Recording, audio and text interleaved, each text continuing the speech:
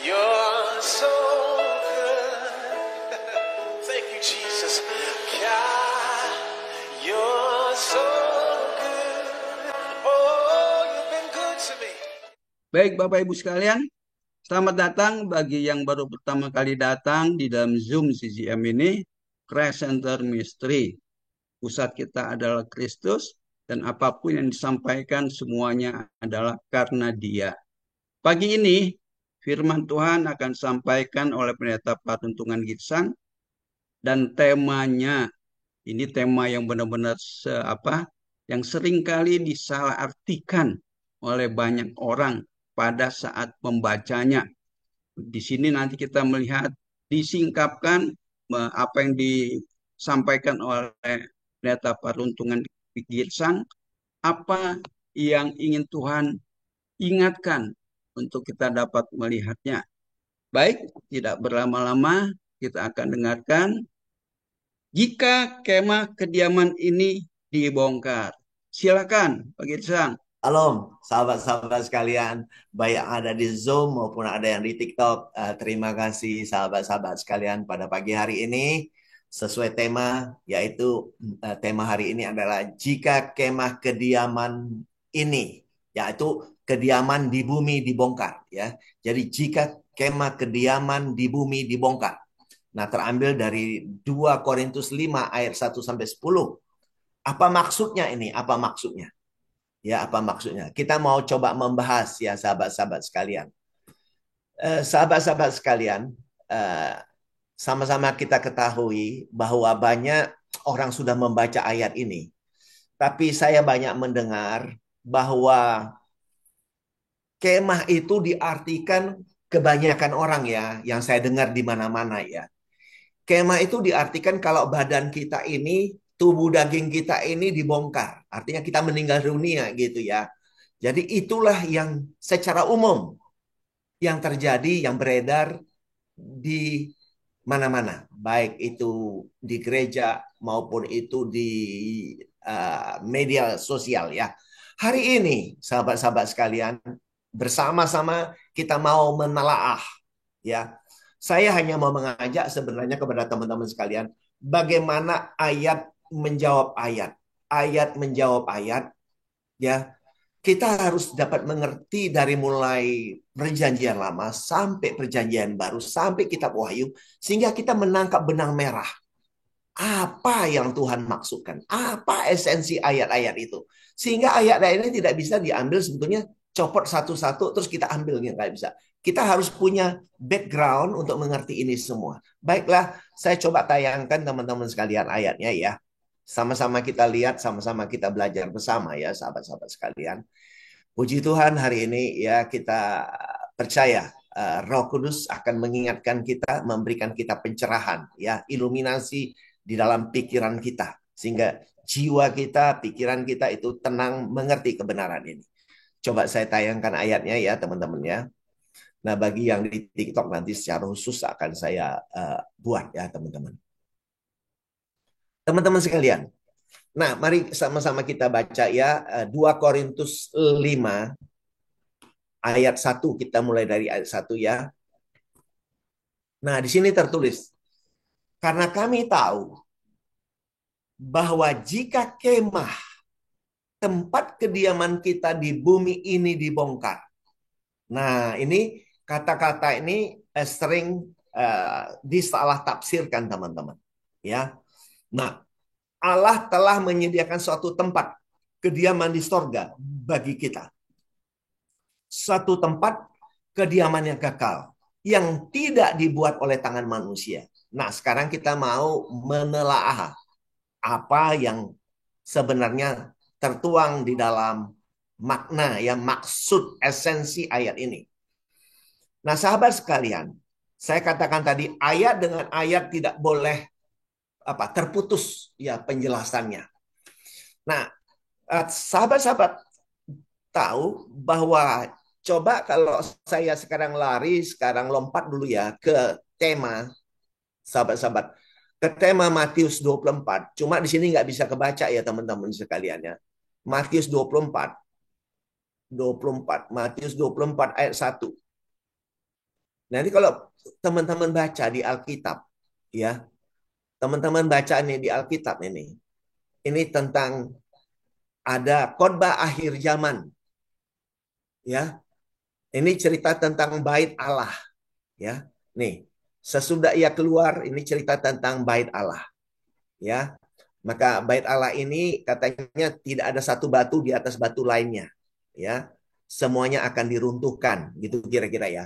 Nah, ini sebenarnya semuanya ayat-ayat ini memiliki relasi sahabat-sahabat sekalian, ya. Saya kembali lagi ke 2 Korintus 5 ayat 1, teman-teman. Nah, jadi di sini dikatakan kembali lagi bahwa jika kemah tempat kediaman kita, ya, kita di bumi ini dibongkar. Jadi begini sahabat-sahabat sekalian.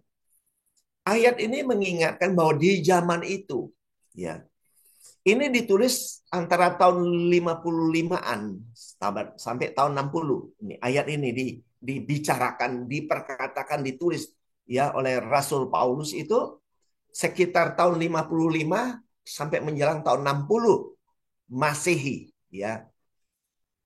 Jadi ayat ini sebenarnya berbicara kepada pergumulan-pergumulan, ya, para rasul dan orang-orang yang hidup di zaman itu, teman-teman.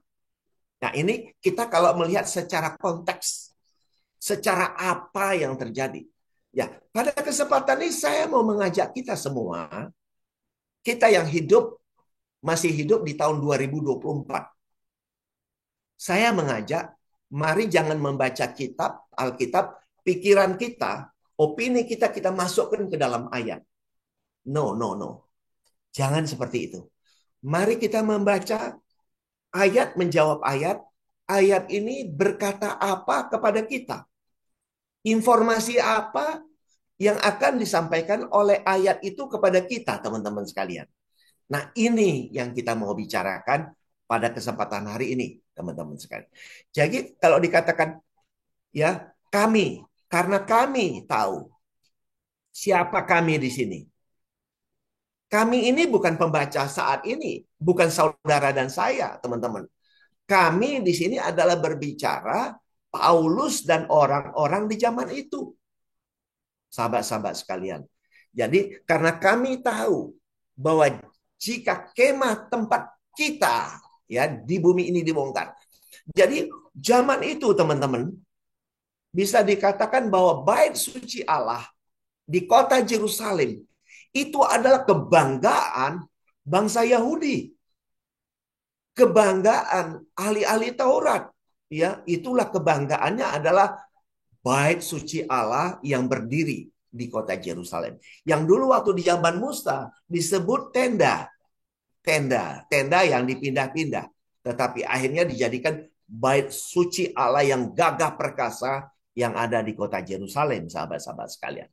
Jadi bicara di sini adalah membicarakan jika kemah tempat kediaman kita di bumi dibongkar. Jadi ini jika bait suci Allah yang ada di kota Yerusalem dibongkar. Gitu loh teman-teman. Ini sebenarnya berkata itu. Nah, tapi mungkin sahabat-sahabat sekalian, sahabat-sahabat mendengar ini kok ini aneh ya. Pak Girsang ini bicara apa ya? Nah, saya kembali berkata kepada saudara, saya hanya ingin menyampaikan kebenaran apa yang saya pelajari, teman-teman. Dari ayat menjawab ayat. Jadi ini bukan opini saya, sahabat-sahabat sekalian.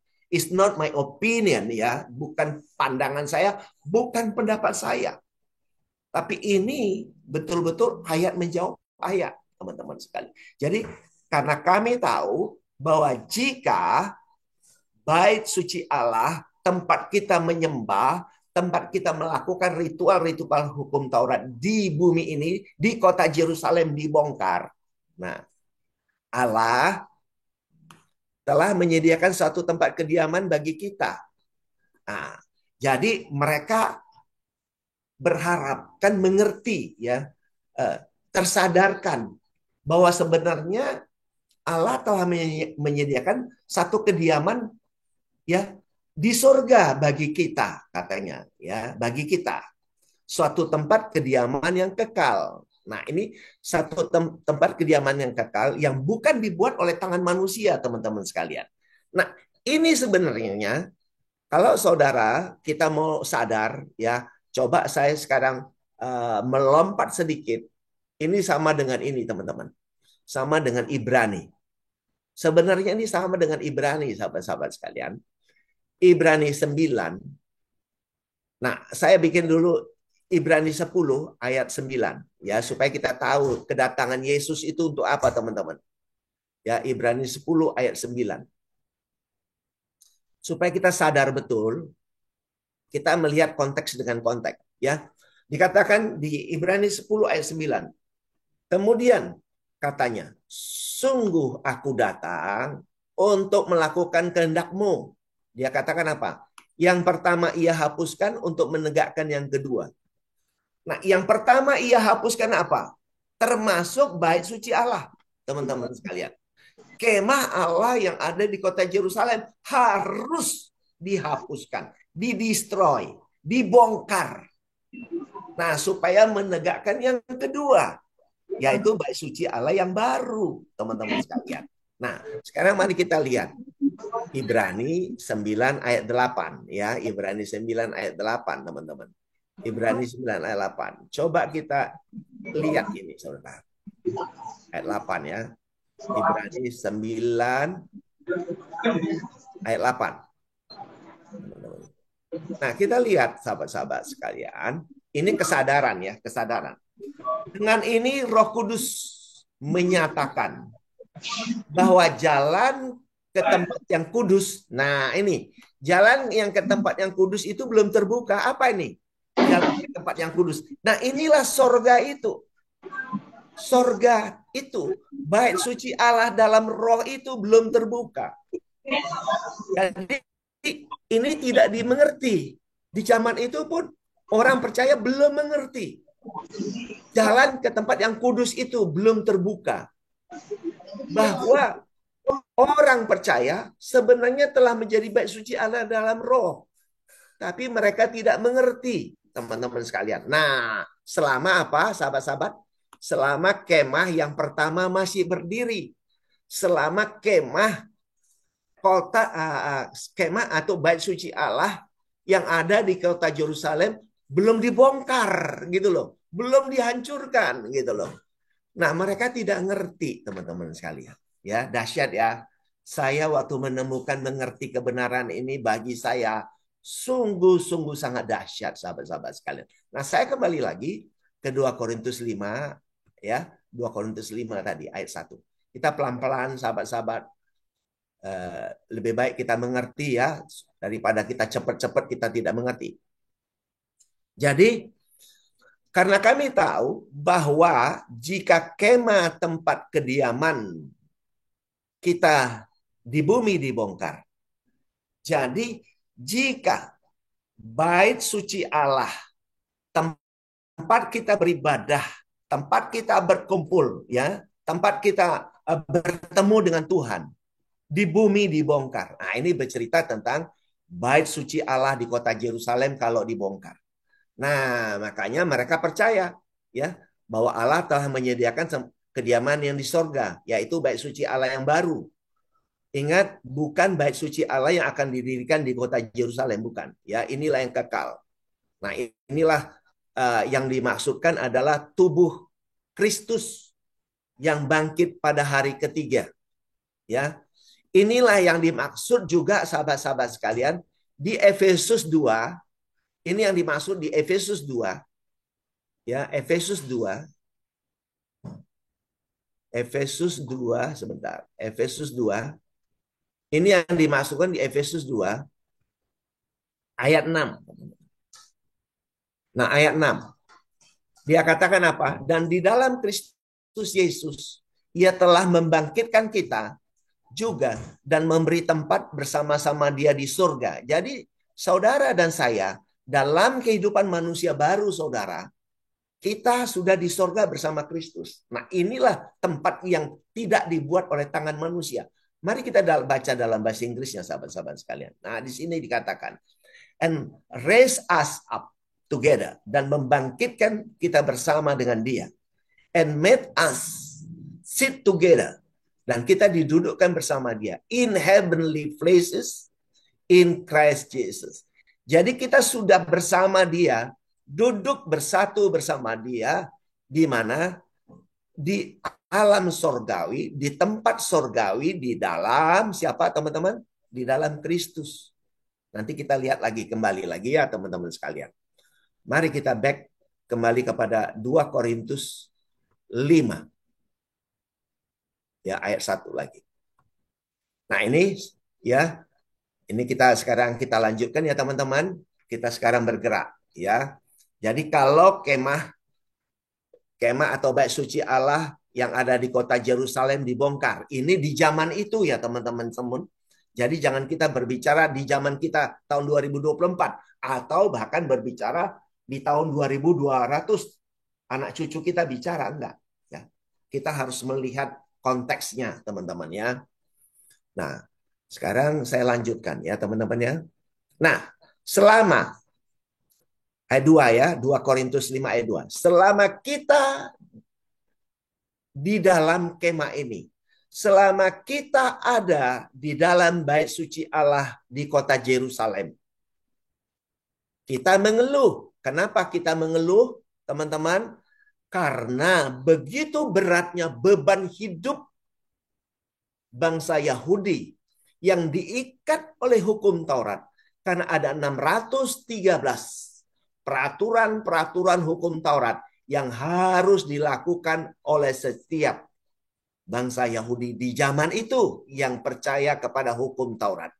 Mereka terikat hukum Taurat, mereka mengeluh betapa beratnya melakukan 613. Sebab bila satu saja gagal, maka semuanya menjadi gagal, sahabat-sahabat sekalian. Itulah hukum Taurat. Maka mereka mengeluh, teman-teman sekalian. Ini bukan cerita badan kita. Bukan cerita kehidupan kita saat ini. Badan kita mengeluh dengan beratnya cari makan, cari uang, masalah keluarga. Bukan.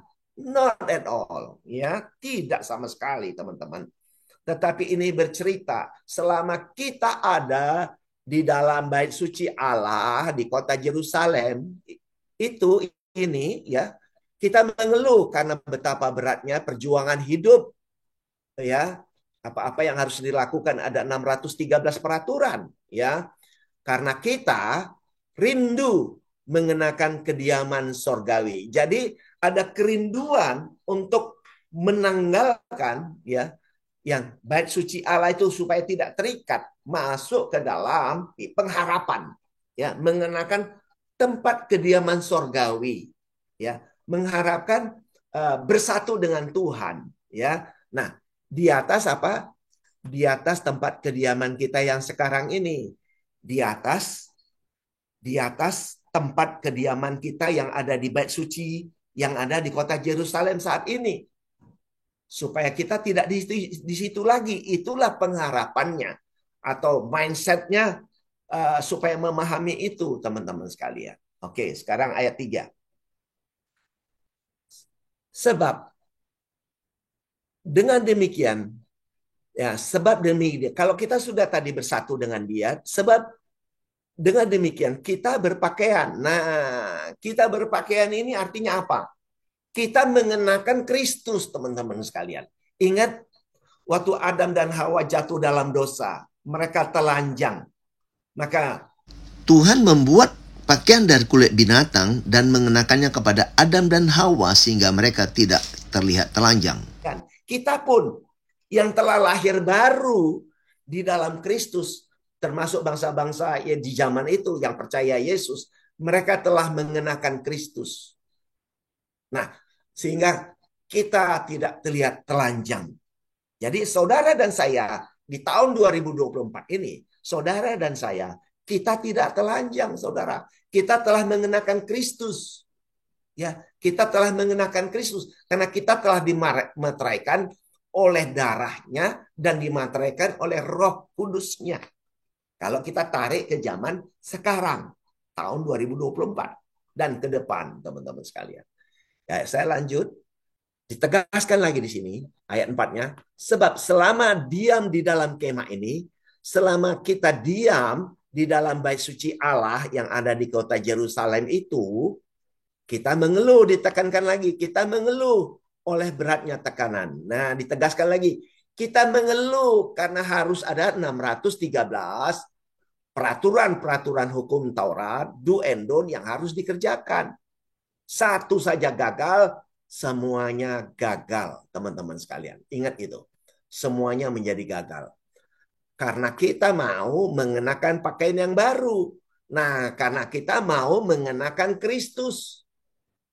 Ya, kita mau mengenakan Kristus atau bersatu dengan Kristus itu. Nah, tanpa menanggalkan yang lama. Nah, waktu itu kalau kita berpikir seperti itu tanpa menanggalkan yang lama, artinya tanpa mengabaikan bait suci yang fisik yang ada di kota Yerusalem, supaya yang fana ini ditelan oleh hidup. Yang fana ini apa? Kepercayaan, kehidupan yang betul-betul dikungkung, diikat oleh paradigma bait suci Allah. Itu berat banget.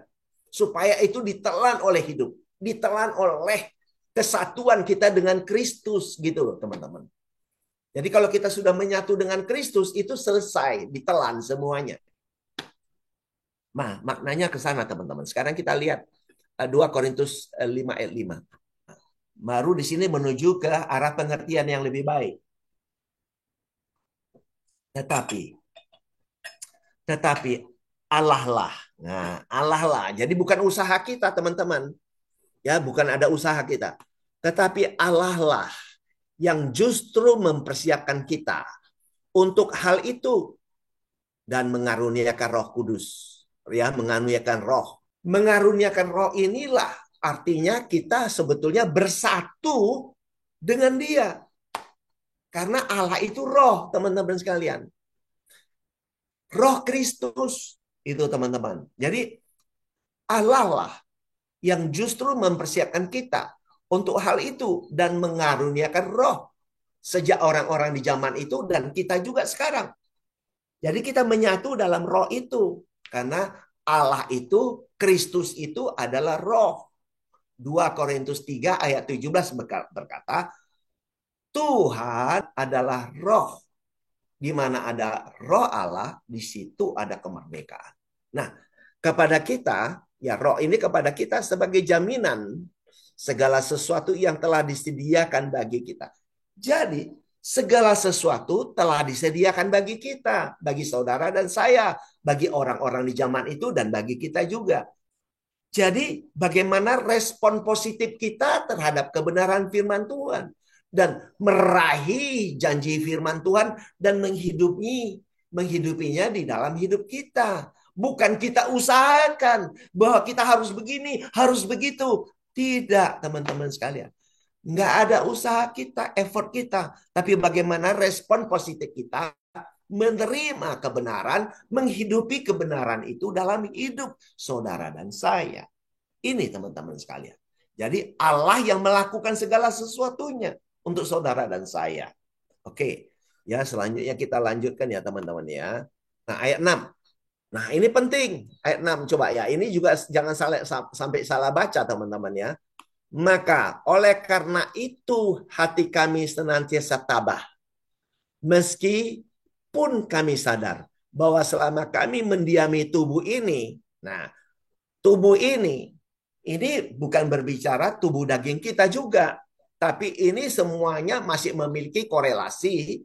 Kita hidup di dalam keterikatan akan bait suci Allah. Nah, makanya dikatakan kalau kita masih terikat, yang mendiami keterikatan dengan bait suci Allah itu, tubuh ini, apa katakan? Maka kami jauh dari Tuhan. Jauh dari Tuhan. Kalau saudara berbicara ini tubuh kita, badan kita fisik, kemudian dikatakan masih jauh dari Tuhan, maka ini akan berlawanan dengan ayat-ayat yang lain, teman-teman sekalian. Akan kontradiktif dengan ayat yang lain. Jadi selama kami mendiami tubuh ini, ya, bahwa selama kami mendiami tubuh ini, kalau tubuh ini diartikan badan kita, masih jauh dari Tuhan, ini berarti berlawanan dengan kebenaran.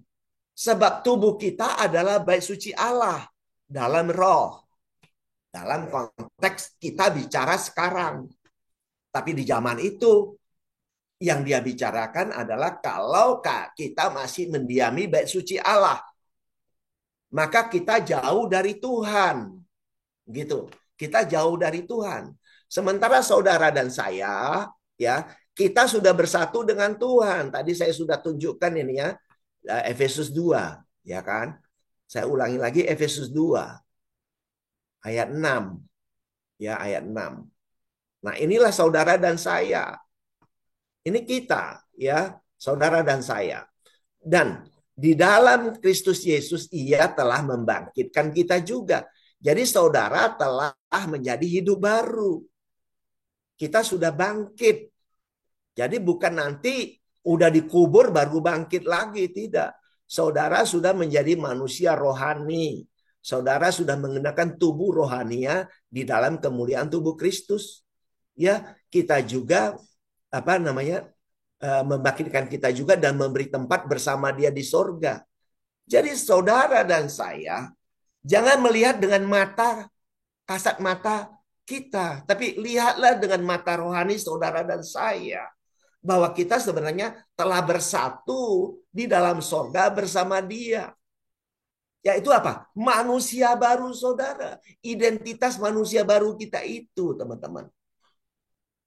Makanya dalam bahasa Inggrisnya dikatakan, ini, and raise us up together and made us sit together in heavenly places in Christ Jesus. Nah, ini berbicara Tuhan tadi. Jadi kita sudah ada bersama Dia di sorganya di dalam Kristus itu, teman-teman sekalian.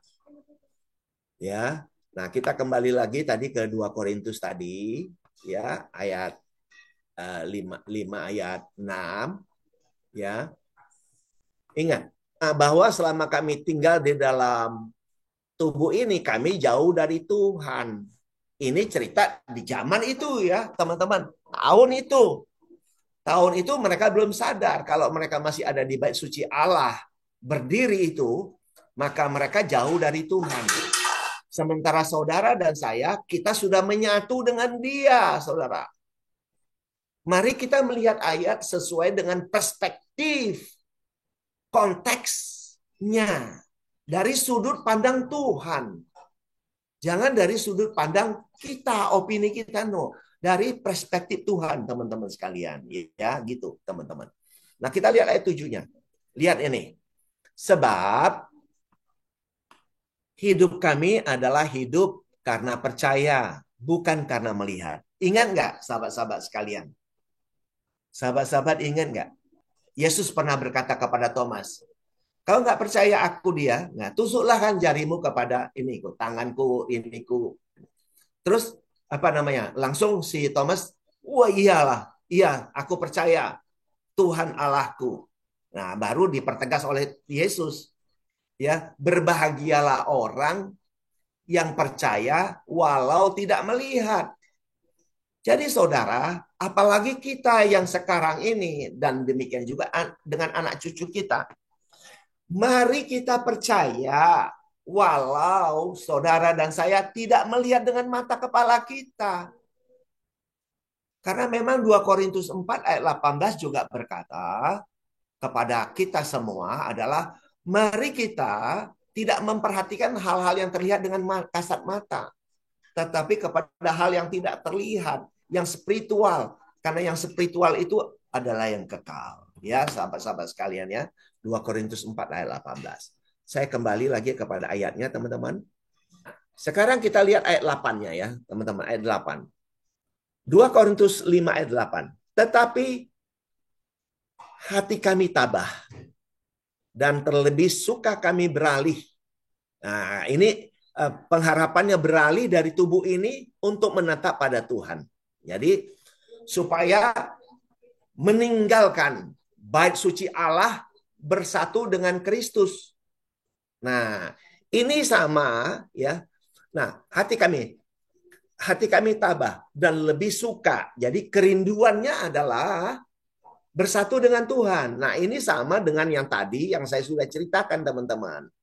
Yaitu apa? Ibrani 9 ayat 8, teman-teman sekalian.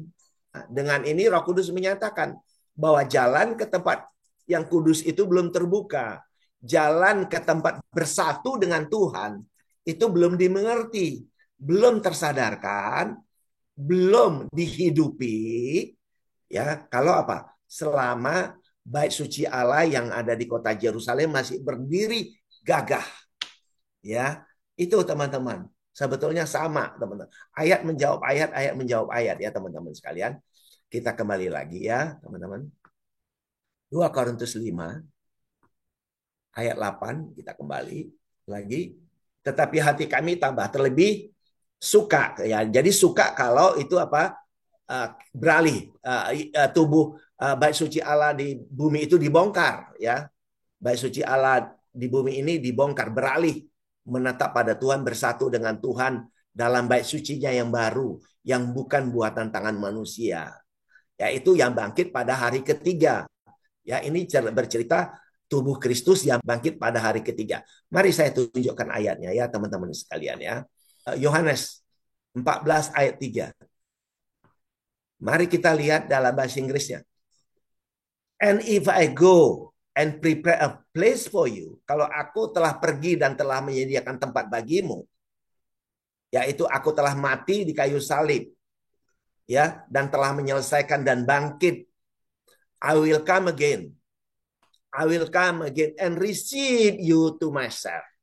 Nah, ini to myself inilah kita bersatu di dalam Tuhan, teman-teman sekalian. Bersatu di dalam Kristus, teman-teman sekalian. Bersatu di dalam Tuhan ini. I will come again. Jadi ini bukan nanti. Tidak, teman-teman. Ini sudah terjadi. I will come again and receive you to myself. Menerimamu masuk ke dalam diriku. Inilah yang dikatakan tadi, bersatu dengan Tuhan. Sehingga that where I am, you may be also. Sehingga di mana aku berada, kamu pun berada. Yaitu bersatu di dalam tubuhnya ini. Tubuh Kristus, bait suci Allah dalam roh, teman-teman sekalian. Ya, itu teman-teman. Dan saya kembali lagi, ya, ke ininya ayatnya. Hopefully teman-teman bisa understanding, ya. Sekarang ayat 9, teman-teman sekalian. Sebab itu kami berusaha, baik kami diam di dalam tubuh ini, maupun kami ada di bait suci Allah yang ada di kota Yerusalem, maupun kami berada di luarnya, supaya kami tetap berkenan kepada Tuhan. Ini adalah niatan yang sangat tulus. Ya, sangat tulus bahwa mereka mau supaya mereka berkenan kepada Tuhan. Ayat 10, perhatikan ini 2 Korintus 5 ayat 10. Sebab kita semua harus menghadap tahta pengadilan Kristus, teman-teman. Nah, kapan ini terjadi? Tahta ini, inilah yang diceritakan hari Tuhan. Murka Allah, hari penghakiman Kristus. Kapan itu, teman-teman? Inilah yang sudah terjadi di tahun 70. Teman-teman. Di mana ini supaya setiap orang memperoleh apa yang patut diterimanya sesuai dengan apa yang yang dilakukannya dalam hidupnya, baik ataupun jahat. Zaman itu, ya, zaman itu ada pengikut Kristus, ada pengikut hukum Taurat yang menolak Kristus, anti Kristus. Maka waktu terjadi hari penghakiman, waktu bait suci Allah dihancurkan, Yesus dalam kemuliaannya ada di dalam kemuliaannya datang waktu penghancuran bait suci Allah dengan menggunakan tentara Romawi, ya, membumi hanguskan kota Yerusalem, dihancurkanlah pada zaman itu. Nah, disitulah dibuka buku kitab kehidupan dan kitab Taurat. Jadi orang-orang yang terikat pada hukum Taurat dihakimi dengan hukum Taurat. Maka mereka betul-betul dibakar di neraka. Ya. Jadi mereka betul-betul dibakar di lembah Hinon yang disebut di sana Gehenna. Dalam bahasa Yunaninya, apinya menyala-nyala yang luar biasa. Itulah lembah Hinon yang zaman dahulu tempat penyembahan dewa Molok, tempat menyembahkan bayi-bayi. Disitulah bangsa Yahudi, jutaan jumlahnya, mereka telah dihakimi, dibinasakan, baik tubuh maupun jiwanya, mereka binasa. Tapi saudara dan saya, saudara, saudara dan saya, kita sesuai dengan Wahyu 3. Saya ulangi, Wahyu 3 ayat 12 berkata, Barang siapa menang. Nah, barang siapa menang itu siapa? Orang percaya di zaman itu, ya. Orang percaya di zaman itu dan kita sekarang. Ya. Iya, yaitu orang percaya di zaman itu dan saudara dan saya, kita akan dijadikan soko guru di dalam bait suci Allahku. Nah, bait suci Allahku di sini sudah berbicara tubuh Kristus yang bangkit pada hari ketiga. Ya, bangkit pada hari ketiga. Ya, dan iya, yaitu kita orang percaya tidak akan keluar lagi dari situ. Jadi saudara dan saya, kita tidak pernah lagi keluar dari bait suci itu karena kita menyatu dengan Dia dalam roh. Dan padanya, pada kita semua orang percaya dari zaman itu sampai kita sekarang akan ditulis nama Allah. Ya, nama Allahku, nama kota Allahku, yaitu apa? Yerusalem baru. Jadi saudara dan saya, kita hidup di dalam bait suci yang baru, di dalam tubuh Kristus, di dalam tubuh kemuliaan Kristus itu kita hidup. Itulah yang namanya Yerusalem baru yang turun dari sorga. Ya, dari Allahku, itulah namaku yang baru. Jadi kenapa yang turun dari sorga? Karena saudara dan saya sesuai dengan Efesus 2, ya saudaraku, Efesus 2 ayat 10 ini. Karena kita ini buatan Allah. Nah, perhatikan, kita diciptakan dalam Kristus. Inilah kita diciptakan di sorga. Karena sorga itu ada di dalam Kristus itu sendiri, ya, Kristus Yesus. Maka dikatakan kita turun dari sorga. Karena kita telah menjadi manusia baru, saudara. Manusia ilahi yang telah diciptakan baru. Yang sudah bersatu dengan Dia. Tapi kita secara fisik ada di bumi. Maka kita adalah disebut dengan apa nama? Yerusalem baru. Ya, Yerusalem baru. Maka lihat, perhatikan Wahyu 21, teman-teman. Wahyu 21, kita mulai dari ayat 2. Perhatikan, saudara. Dan aku, ya Yohanes berkata ya, dia mengklarifikasi ya teman-teman apa yang terjadi, yang meneguhkan kepada orang percaya di zaman itu dan kepada kita juga. Dan aku melihat kota yang kudus. Apa ini kota yang kudus? Yang tempat kediaman Allah, tempat kediaman Kristus, yaitu orang percaya, ya. Yerusalem yang baru turun dari sorga dari Allahku. Kenapa turun dari sorga? Karena saudara dan saya, orang-orang percaya di zaman itu telah diciptakan menjadi manusia baru, menjadi tubuhnya yang berhiaskan bagai pengantin perempuan yang berdandan untuk suaminya, untuk Kristus. Nah, lihat ayat 3-nya. Lalu aku mendengar suara yang nyaring dari tahta itu. Nah, dia katakan nih, lihatlah kemah Allah. Nah, jadi tadi kemah yang di kota Yerusalem dibongkar. Nah, sekarang ada kemah Allah. Kemah Allah apa? Ya, ini tubuh orang percaya. Ya, orang percaya inilah menjadi kemah Allah. Gitu loh. Kemah Allah ada di tengah-tengah manusia, yaitu orang percaya. Kemah itu adalah saudara dan saya yang menjadi bait suci Allah yang baru dalam roh. Dan ia akan diam bersama-sama dengan mereka, ya. Dan mereka akan menjadi umatnya dan ia akan menjadi Allah mereka. Dahsyat sekali kan teman-teman sekalian? Luar biasa. Nah, inilah sebetulnya sama dengan ini teman-teman. 1 Korintus 6 ayat 17 teman-teman dan 19. Nah ini tetapi, ya, tetapi siapa yang mengikatkan diri pada Tuhan, ya pada sorga itu, Tuhan itu, ya menjadi satu roh dengan dia. Jadi saudara sudah menjadi satu roh dengan Kristus, teman-teman. Ya, saudara sudah menjadi satu roh dengan Kristus. Nah, kita lihat ayat 19, teman-teman. Nah, perhatikan teman-teman. Dan tidak tahukah kamu, nah ini mengingatkan saudara dan saya, dan mengingatkan orang-orang di zaman itu, Paulus. Di tahun 50-an, 60-an itu diingatkan. Karena Paulus itu meninggal tahun 67. Jadi diingatkan dia bahwa tubuhmu tubuhmu. Nah, tadi kan bercerita tubuh, teman-teman, ya. Di ayat 2 Korintus 5, ya. 2 Korintus 5 ayat 6, ya. Ayat 8, ayat 9 tadi bercerita tubuh. Nah, bahwa tubuhmu adalah bait Roh Kudus yang diam di dalam kamu. Roh Kudus yang kamu peroleh dari Allah. Ya, peroleh ya, diberi ya. Bahwa kamu bukan milik kamu sendiri, saudaraku. Dahsyat ya teman-teman sekalian ya. Jadi ini dahsyat sekali sahabat-sahabat sekalian. Luar biasa saya, sahabat-sahabat sekalian. Waktu saya menemukan ayat ini, sungguh dahsyat teman-teman sekalian. Ya, bagi saya ini luar biasa, teman-teman sekalian. Teman-teman sekalian, sebelum saya tutup, bahwa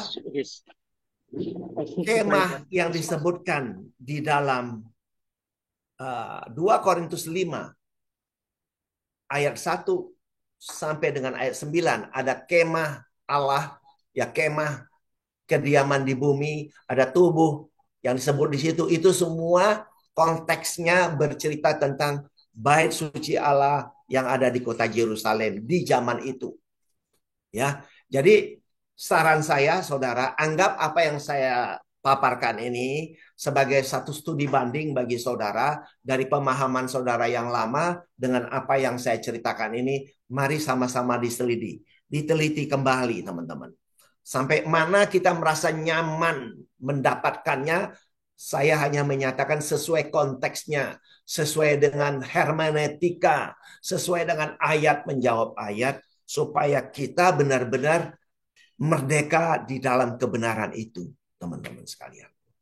Jadi, saudara dan saya, kita ini telah menyatu bersama Kristus dalam dimensi manusia baru kita. Saudara jangan lagi melihat badan saudara ini, tapi manakala saudara dipimpin oleh Roh. Ya, Galatia 5 ayat 25. Kalau engkau hidup oleh Roh, maka engkau dipimpin oleh Roh. Kalau kita hidup oleh Kristus, kita menyatu dengan Kristus, maka hidup saudara sehari-hari, baik perkataan kita, saudara, perbuatan-perbuatan kita, kebiasaan-kebiasaan kita, karakter kita, integritas kita benar-benar sejalan dengan Injil Kristus, saudara. Sejalan dengan kebenaran itu. Nah, ini yang kita rindu dari Christ Center Ministry untuk men-sharingkan kepada sahabat-sahabat yang hadir. Untuk juga mengundang sahabat-sahabat yang lain untuk sama-sama kita mendalami kebenaran firman Tuhan. Sehingga kita tidak meleset di dalam menafsirkan atau mengartikan apa yang Tuhan maksud dalam kebenarannya. Demikian sahabat-sahabat sekalian. Jadi kesimpulannya adalah bahwa di 2 Korintus 5 ayat 1 sampai tadi kita bicara ayat 10. Bukan bercerita tubuh kita. Tapi itu bercerita pemahaman orang-orang di zaman itu yang mengeluh. Karena mereka masih terikat oleh bait suci Allah yang ada di kota Yerusalem. Mereka rindu terlepas dari bait suci itu sampai masuk ke dalam bait suci yang baru dalam roh. Yang bukan buatan tangan manusia, di mana kita telah bersatu dengan Dia. Karena Allah, Tuhan, Roh Tuhan, tidak akan diam di kuil-kuil buatan tangan manusia, sahabat-sahabat sekalian. Tapi Dia telah bersatu dengan saudara dan saya dalam dimensi roh. Karena Kristus itu adalah Tuhan yang roh. 2 Korintus 3 ayat 17 kata, Tuhan, yaitu siapa? Kristus adalah roh. Saudara, mari saya mengajak. Kalau di dalam pikiran kita masih melihat Kristus yang wujudnya manusia, yang berjalan di atas air, buat mukjizat, yes, itu benar. Waktu kita mengenalkan kepada orang. Tetapi saudaraku, itu semua is already finished, already done. Sudah selesai. Kristus telah kembali kepada natur kealahannya, yaitu Allah yang roh. Sang firman yang hidup. Dan kita menyatu dengan dia. Aku ada di dalam engkau, engkau di dalam aku. Maka engkau berbuah banyak. Di luar aku, engkau tidak bisa berbuat apa-apa. Mari saudaraku, sadarilah day by day in your life.